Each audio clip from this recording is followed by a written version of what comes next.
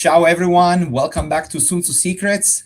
Today I have two fantastic guests that join me. Mr. Richard Manklow, who's a comeback. Ciao Richard. Hello, thank you very much for having us on. And we have Fred that joined the channel for the first time. Fred, welcome. It's a pleasure to be here. All right, so today is a very important show because we will be talking about WTC. So they will explain to us and to all of you what WTC is, because that's an acronym that we hear a lot in the competitive community, but maybe not necessarily everybody knows exactly what WTC is. And we are going to walk you through all the novelties and updates that we have for 2026 and beyond, because there is a lot that is brewing. And our hobby, our game is on fire. We will talk about that as well in a second. But that's where we are here today. So Richard, let me start with you, because you did some prep work and you put together some visual support for us to go through. So what are we going to talk about today? Yes, so we're going to talk about what the WTC is. We're going to talk about the Clash of Nations, which is the premier tournament, the premier competitive tournament for Warhammer the Old World, where teams from all around the world get together to play. And we're going to talk about what it was like last year, what it's like this year, and what we have to expect in the future as well. I'm very grateful that you think I'm an important part of that. There are lots of other people that make this, the captains, the other chairs, Ryan, Jose, as well as our judges as well. So I'm really, really excited to talk about it all today. And it's all pretty new to me, actually. I got involved last year via Team England because I'm the admin guy for Team England. And so, yeah, that's how I got into it. And I'm super excited to talk about it. Fantastic. Fred, what can you tell everyone who's watching about you? You've been involved in WTC for Warhammer the Old World since day zero, I would say. So, yeah.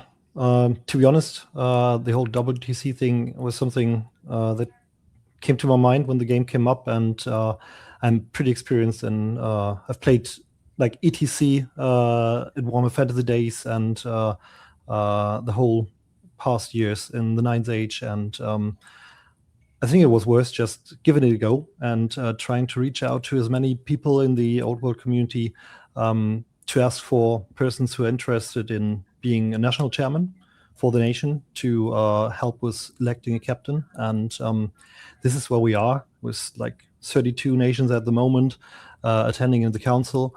And yeah, it's been an interesting but as well rough and rocky road to get as many people together, because it was like, where to start?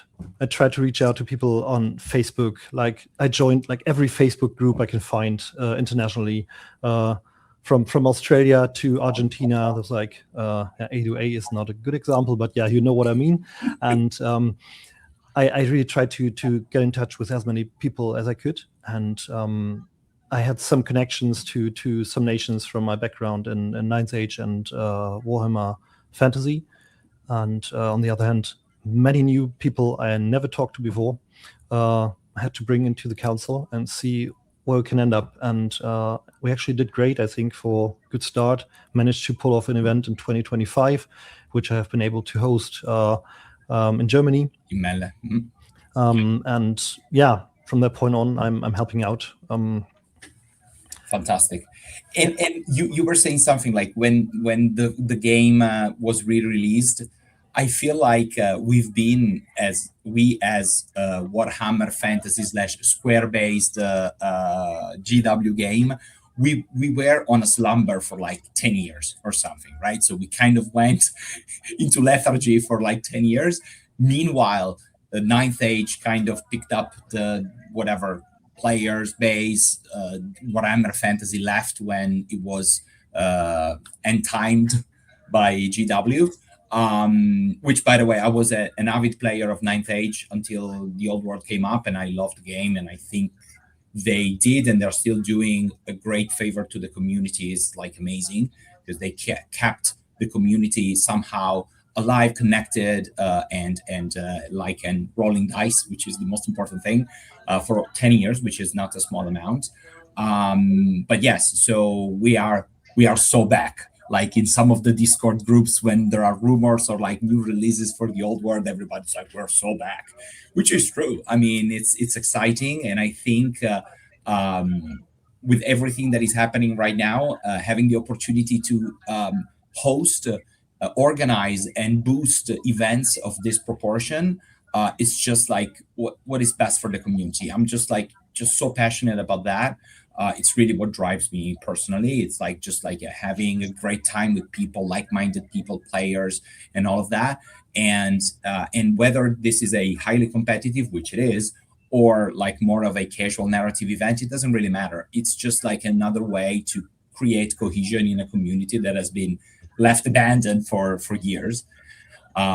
So thank you both for what you're doing for the community, and thanks a lot to all the captains, of course, that hopefully are all watching the episode. My dear friend Ryan, based here in the US, we do some shows together at times, and he's just great. It's just another example of someone who's really committed to the game and the community. So without further ado, I would say, Richard, you prepared a fantastic deck, and I feel like I'm moving from business meetings to like my hub with the decks and everything. So fantastic.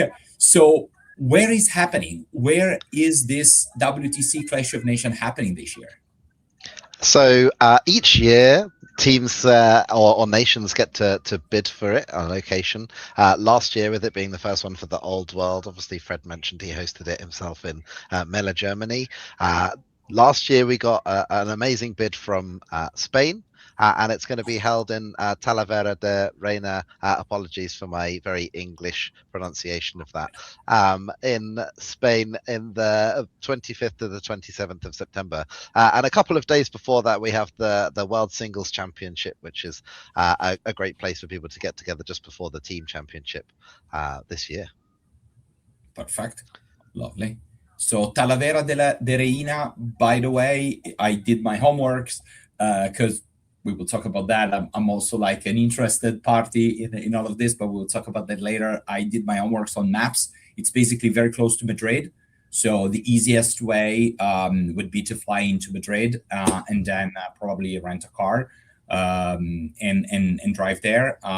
So great. So it will host both the single, let's say individual events, as well as the Clash of Nations, which is the focus today. But Fred, just tell us a little bit about the singles as well, because that's happening the days before the WTC. The team events.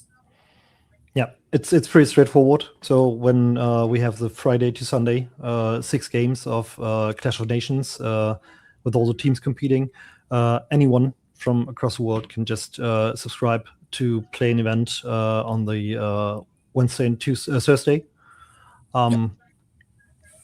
There's like almost, I would say, given that we have a still growing community, unlimited space. I think I've been to Talavera for ETC last year because Carlos hosted the ETC for Nine's Age last year in Talavera as well. So I know the place, I know the people, and I can just say that's going to be a great opportunity to just get in touch.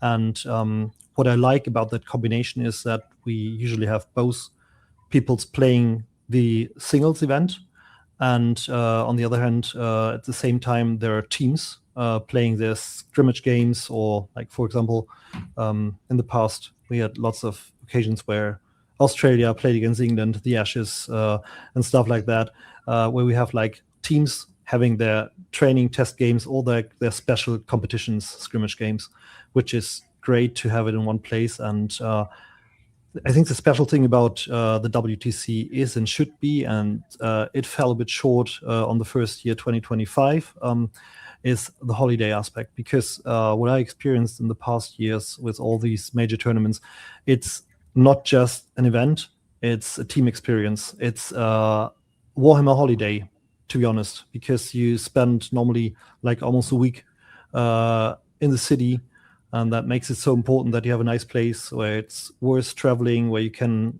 eventually even bring the family. And Talavera, I think, in September is a nice place to be. Last year it was like peak August, and we had like almost 40 degrees a few days. A bit but hot. yes, but the one nice thing to mention is that directly next to the expo is like, and I mean directly next to it, which is like not a 1-minute walk, a major public swimming pool. So what I can just recommend for the teams, just bring your towel and swimsuit, whatever, and spend your lunch break there at the pool. And do your preparations, do pairing, metrics, preparations, whatever. It's just great to be there. Sounds amazing. Sounds amazing. And so while we dive into the deck, before we do that, I'll just do my little homeworks.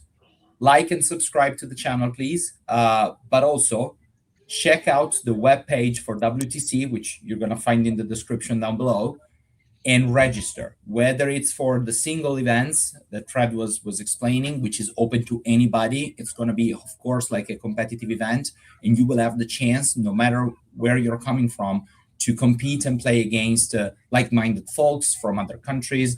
They might play in a different way. So it's going to be a ton of fun and a lot of learning.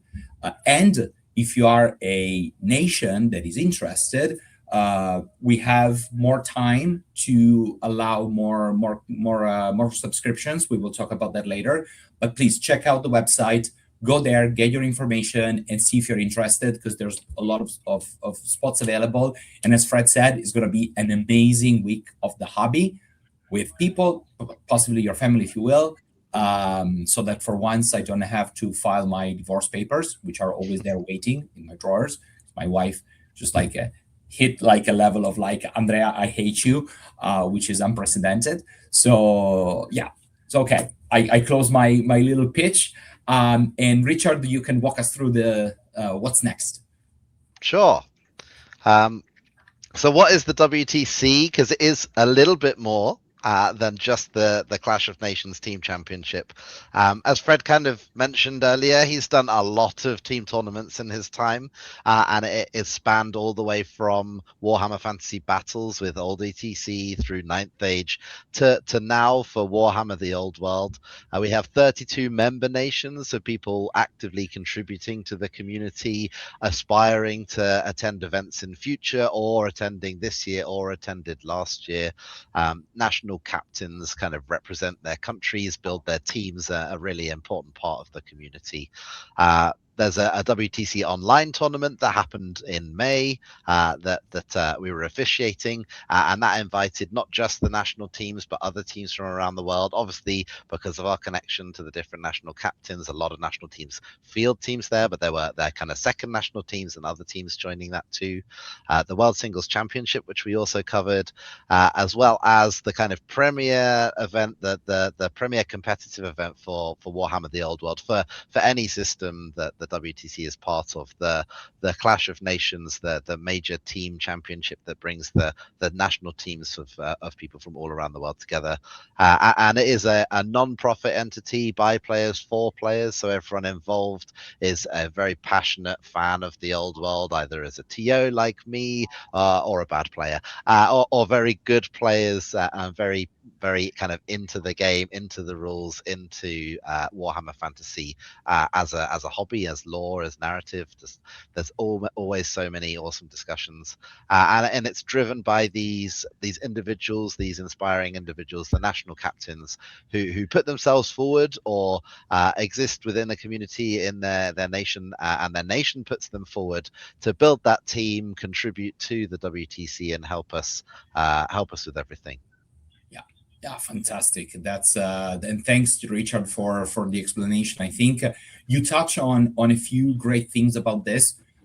First of all, 32 member nations. It's a huge coverage for a game, for a niche game, I would say, like Warhammer the Old World is for the moment. So we hope to see this game grow more and more.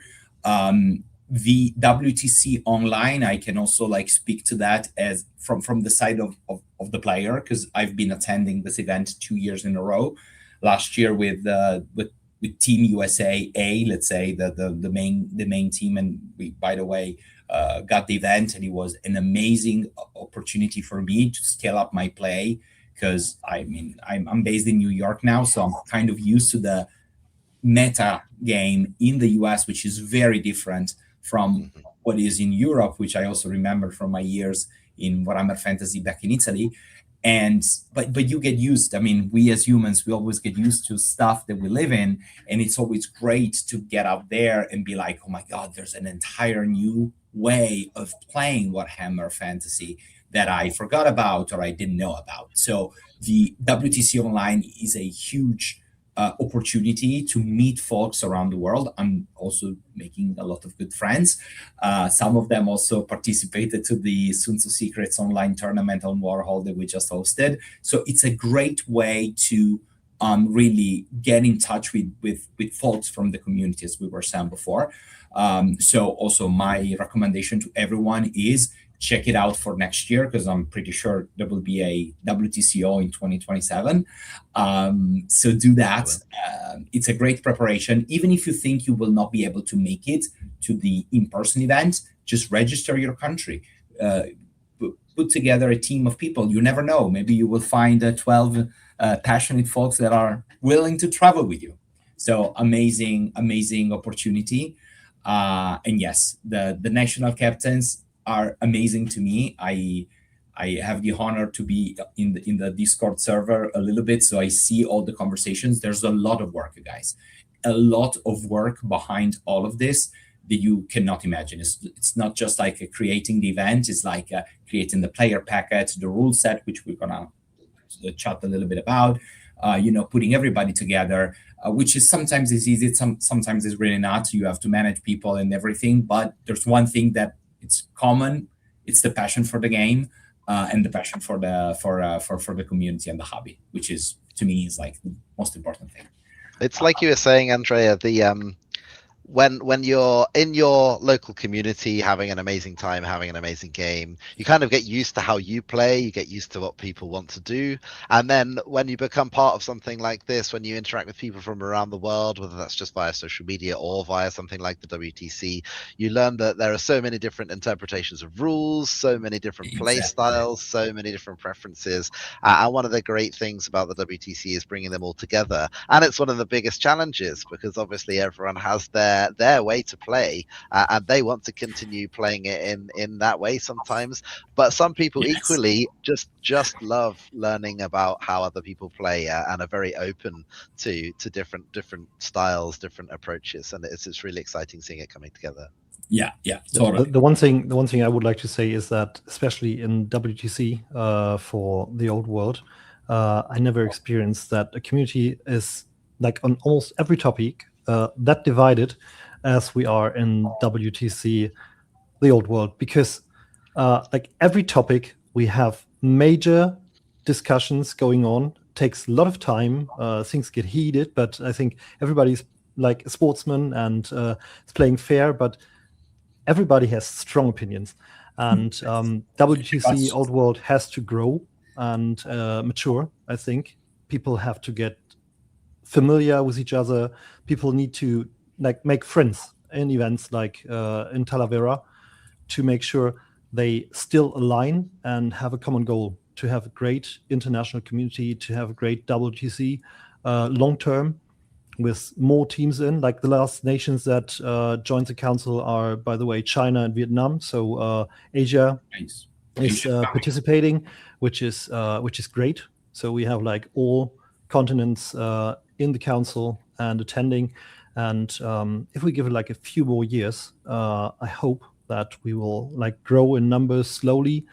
We don't need like a lot more than 32 nations. It would be great, but the first thing would be to encourage the nations that are in the council to actually like help them out attending in events, be it helping with crowdfundings, for example, to cover travel costs for nations that have like long travels, or where it is in general more difficult to afford the flights. All this should be like the common goal we have with the captains and the council members to work towards that.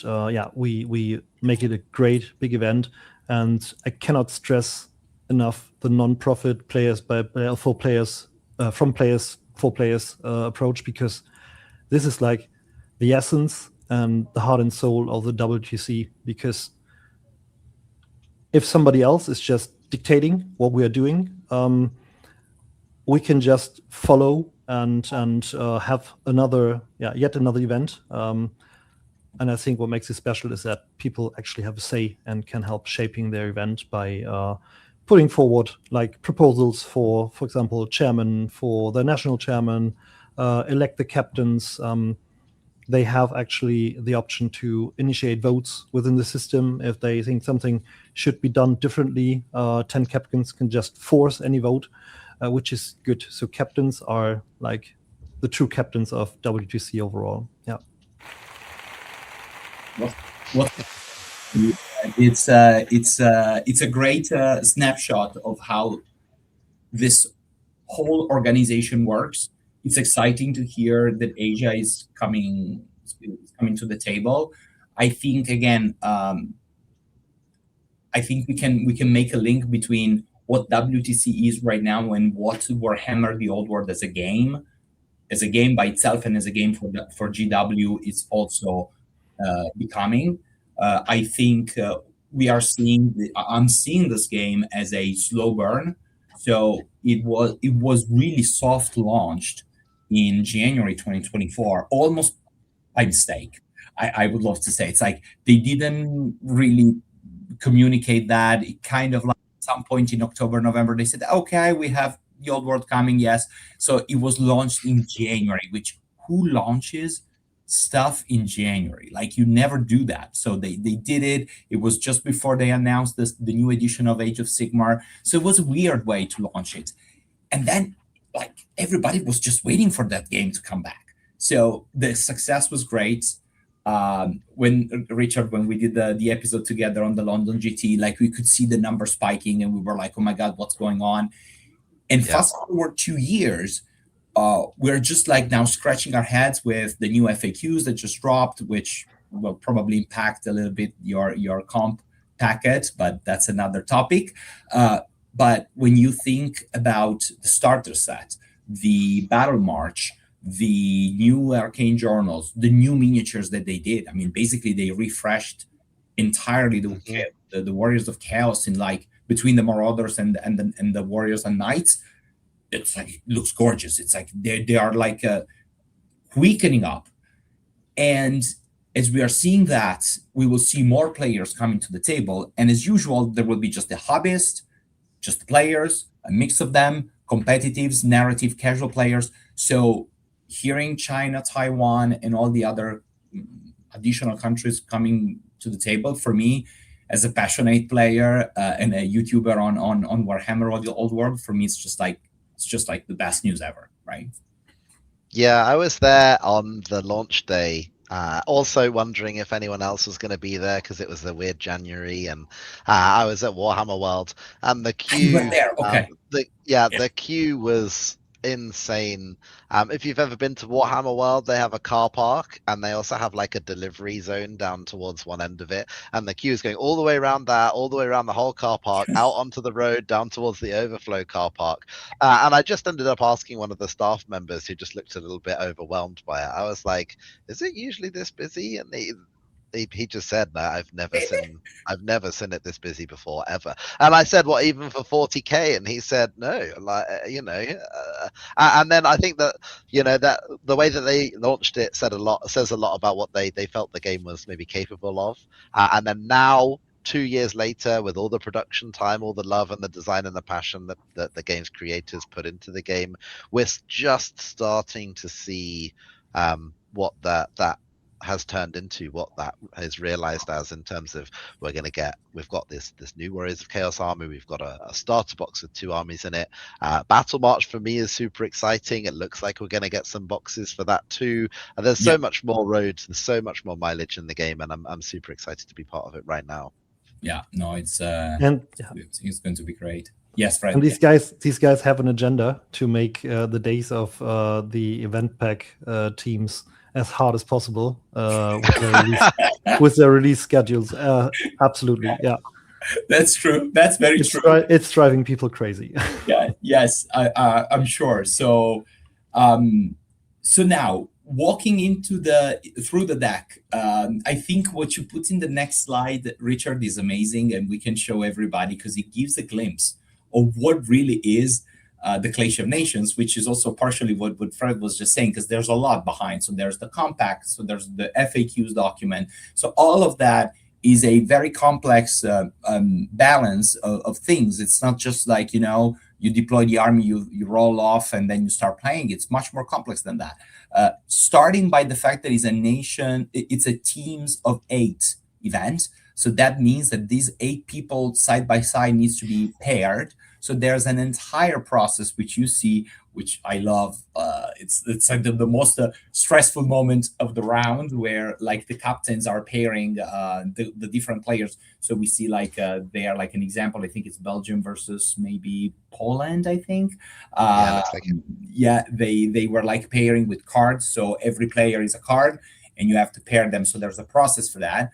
And of course, all of that is captured into a player packet, which Fred, Richard, I think you guys are working on that part right now, because I think it's not officially out yet, correct? That's right. Yeah, we are working on it. We've got actually, I think 4 different teams working on different parts of it. We've got the amazing maps team, we've got the missions team, the comp team, the rules team, and then we have the judges that also support that process. Fred, please let me know if I've missed anyone out in that. But there's a lot of people that go into building all of it, especially because the teams element has that drafting aspect, and because people expect so much of this tournament, because they are coming from around the world to have an amazing time, to play some amazing games at the highest level of Warhammer. We put a lot of care and attention into the pack. And this year, with the FAQ landing, when it has a couple of months before the tournament, when everyone is usually in the midst of trying to get their armies ready, we are doing our best, and we're going to come up with something awesome. But it is a lot of work right now, and it's yeah. I'm sure. And Fred, there's another big part to the comp packet, the player packet, which is the FAQs, which is also a topic that it's very close to my heart for a number of reasons. I think I made a couple of videos already on that. I took the liberty to run like a poll and a test within the Italian Federation of Warhammer the Old World. We have about 350 players, active players that played at least one tournament, but we have more than 1,000 players registered on the portal. So we kind of run a survey, and what was interesting was, what would you be more interested in getting to improve the game for the Old World? And the answer was like, we need FAQs that are like the same everywhere, so that we can finally play the same game pretty much everywhere, understanding that the GW's FAQs and erratas, which by the way just dropped, and we're going to make a video for that, so don't forget to put the ring on and like follow that episode too. But like, aside from the GW official rule set, I'm sure, Fred, you're working on the pack for the FAQs. How's that looking like, and what's your idea and your take on that? That's a difficult question, because I'm like sorry, very much not the rules guy, because I've got 2 small kids, and my amount of games I play per year is like rather low. And but what you just like described is a situation that is splitting the community like a lot. At the moment, the approach is that for WTC, we usually had the community FAQ in effect, which is still the situation we have. What happens at the moment is that within the team overall, we decided that we will give it a shot to see if we can create a WTC FAQ. because there are various FAQs out there.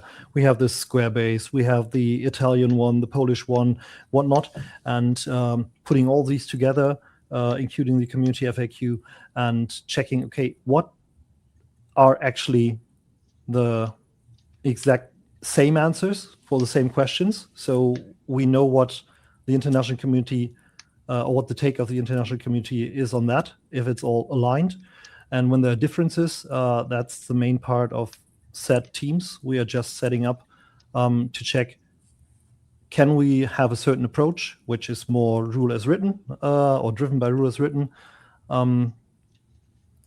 If we can have an outcome which aligns everything in one WTC FAQ, if it's still feasible to have this kind of WTC FAQ for ready for a proper vote for Clash of Nations 2026, this is something I really cannot tell, because the clock's ticking. There's a lot of pressure, and I think the priority at the moment is the event pack, to have like the comp, the missions, the maps, and the overall rules, which don't require a lot of work, because we had a good pack overall outside these. Like, we had a good pack for the comp and the missions last year as well, but they need to change due to the recent releases. But we need to figure out if we can have a product prepared by set teams that can actually stand a chance in voting, and then the captains have their say. So it is actually an option. We open up for the community to see if there is something WTC can run in the long term. And I think if it doesn't happen 2026, we can see if it happens 2027. It's just we have the resources in the community. We have people actually willing to work on it. And I think that's super valuable, just to have options for the captains and nations to vote on, because like there are vast differences between the various nations on the council. For example, I think Germany is just all in community FAQ, while looking to Italy, they use their own one. And that makes a big difference for these nations. And I think everybody is craving for having one aligned FAQ. If we manage that in some way, or we can help out with that by having one from WTC, that would be great.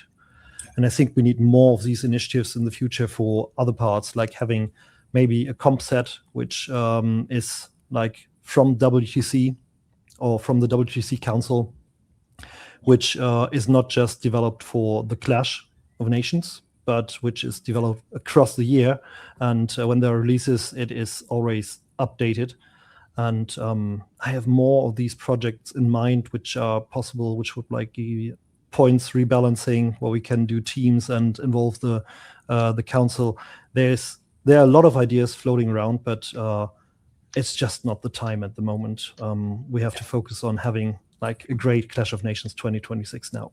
Totally. The one thing, and Fred, thanks for your take, because I think it captures the situation pretty well. So of course, as you know, with our channel, we are based in we are mainly an Italian YouTube channel, but we're also becoming more international as we go. But we are we are following very closely the Italian Federation, and I think the pack of what we call EFIGA, which is our acronym for the FAQs.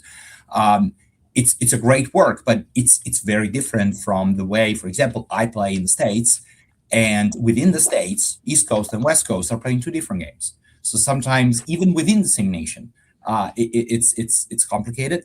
And I was at Adepticon during the big con, and I spoke with different people from 40K, because of course it was dominated by 40K, like everything, all the time.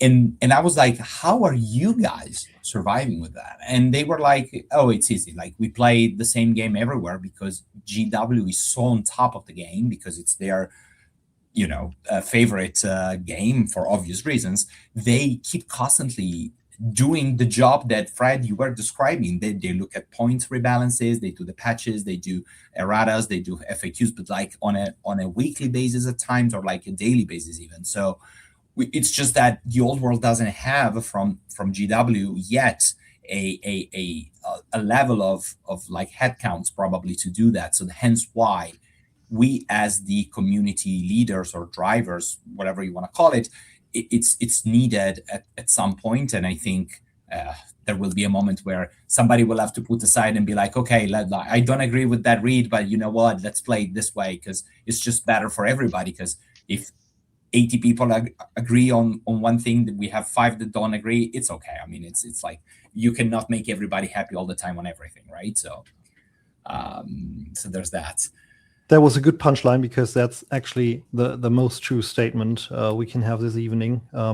We can just try to make everyone equally unhappy. Or equally unhappy. I like that. I like that. I like that. And I think it's the way it's supposed to be.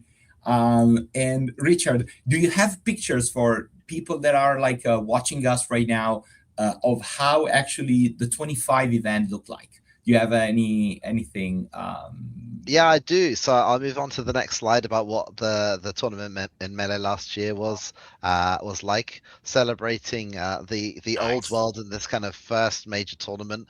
I think there's 148, 158 players in attendance, 18 teams, which is an amazing turnout. Fred obviously hosted this in a hotel, so it was a really great venue as well. And there's just some pictures here of some of the teams that we've got. We've got Team Germany over on the left, Team Wales bottom left, Team Scotland top right, Team England, the eventual winners, on the right hand side.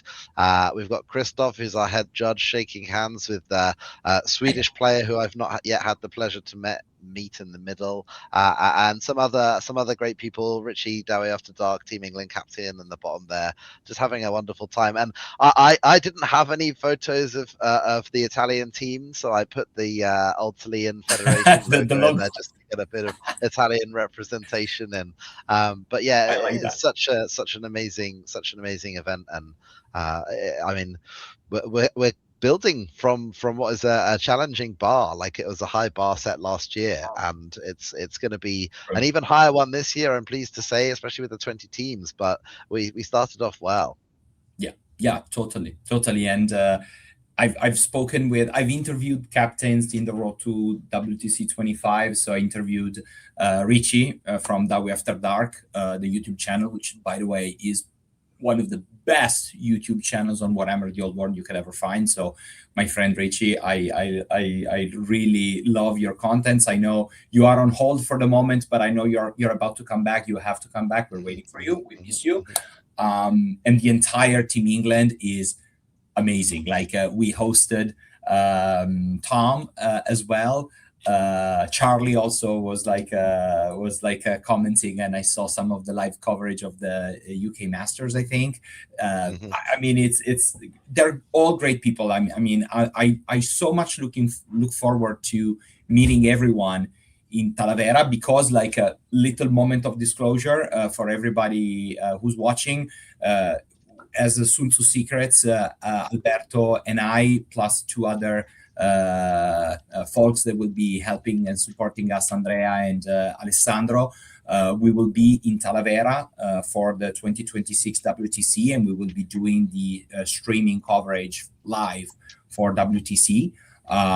So meaning that finally, because I was a little bit jealous to see all those tables being streamed for Warhammer 40k, Age of Sigmar, and no one doing anything in the States. I'm referring to for Warhammer the Old World, and I was like, why don't we do that? So so we will be streaming 1 game for every round, of course, on the top tables. So hopefully we will give you all like an interesting watch, while we will keep track of everything that is happening, games, interviews, contents, debriefs after the game, before the game, with captains, of course, based on availability of everybody. But it's going to be an amazing coverage, because we want to bring the world of WTC 26 to everyone, so that everybody can see what does this mean, because we want all nations in 2027, if that's possible, to join. So what are the countries? Who signed up already for 2026? Because we have 3 more weeks. So if anybody's watching and you know that your nation doesn't have a captain, or did not submit the form, or didn't subscribe, and you want to, find another 7 players and join us. Definitely, Just as an addition. Oh, sorry, Richard, move on. No, go ahead, Fred. I think just as an addition, it's only required to look for 4 extra players from the same nation, so the rest can be filled with mercenaries, which makes setting up a team for smaller nations possible, and helps out, like keeping the entry barrier a bit lower, which is really helpful. And there are always people out there that are looking for a team and would love to join, because maybe they've not been selected for their nation squad. Yeah.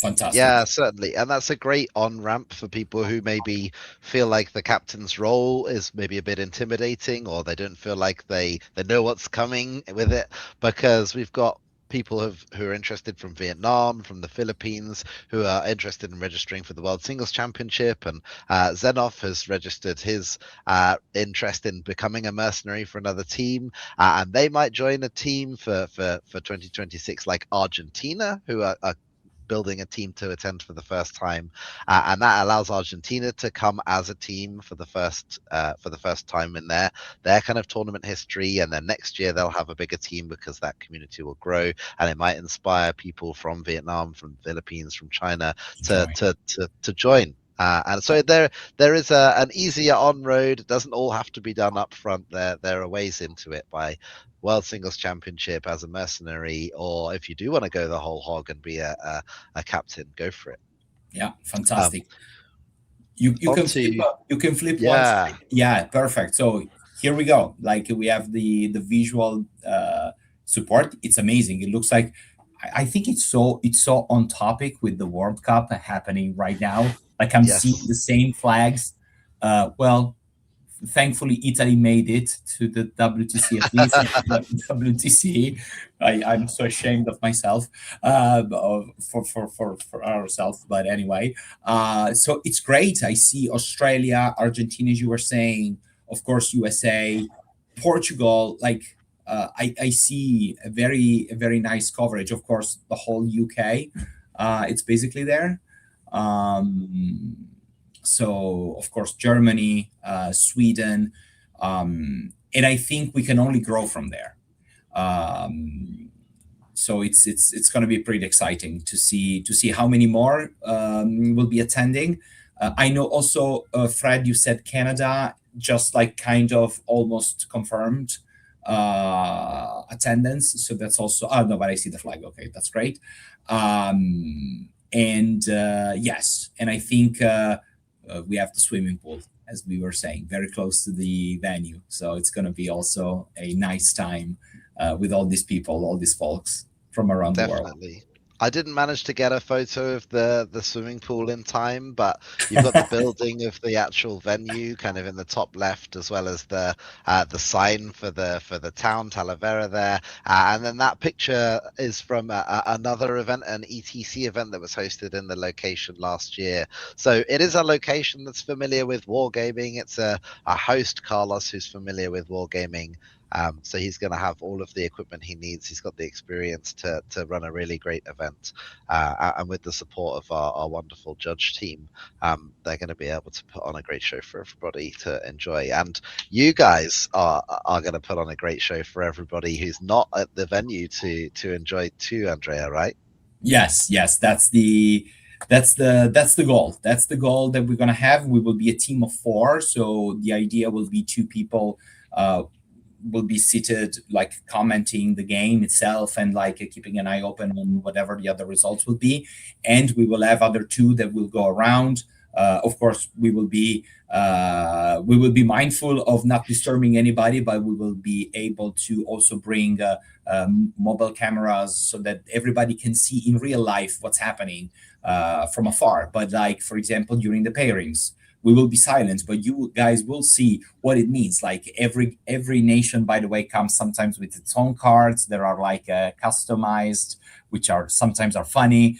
So it's all great, and you will see the tension between like pairing this. So that, should I offer vampire counts, or should I go first with Cathay? And then you're like, oh my god, no, they gave me those other two matchups, so now we're screwed here. But so it's a lot of tactics even before the first die drops.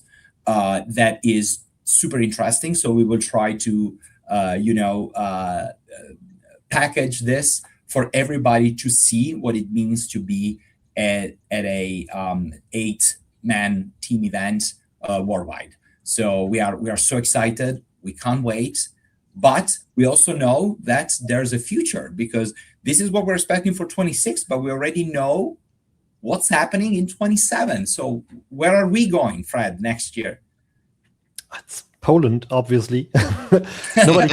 Nobody knows. Like the name of the city is Znań, I think. And there's an old industrial complex, which is now a hotel and event location, which is like looking amazing. Yes, and I'm really looking forward to that.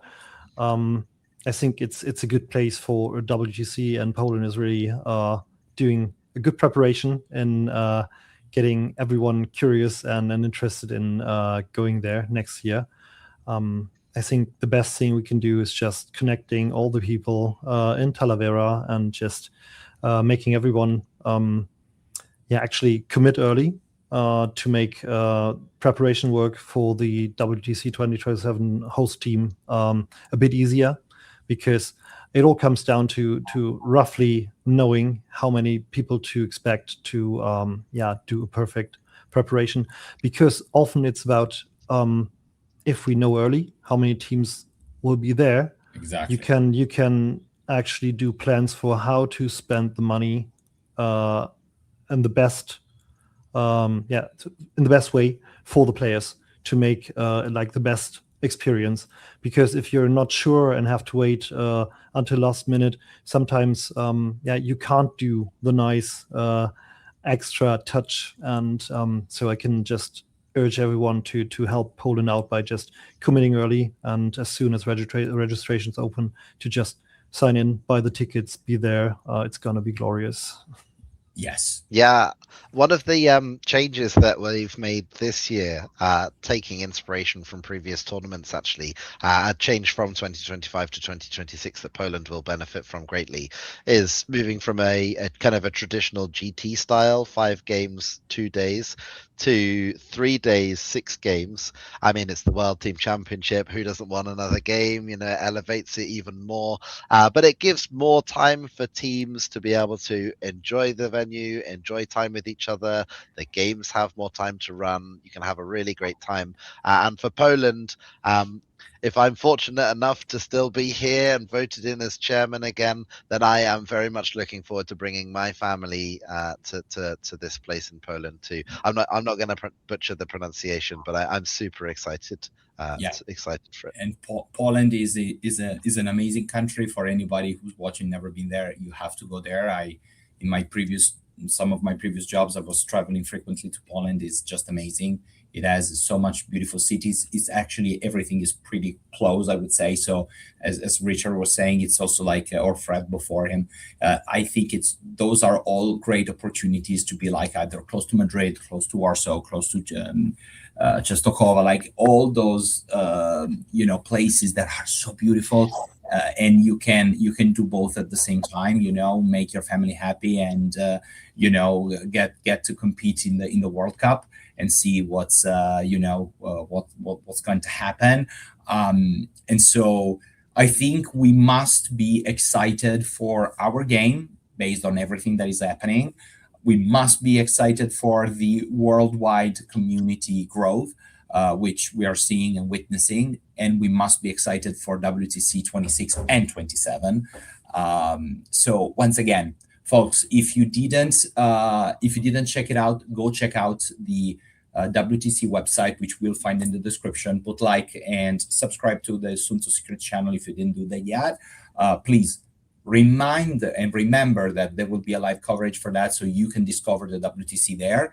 And most importantly, sign up for the single events if you don't have a team.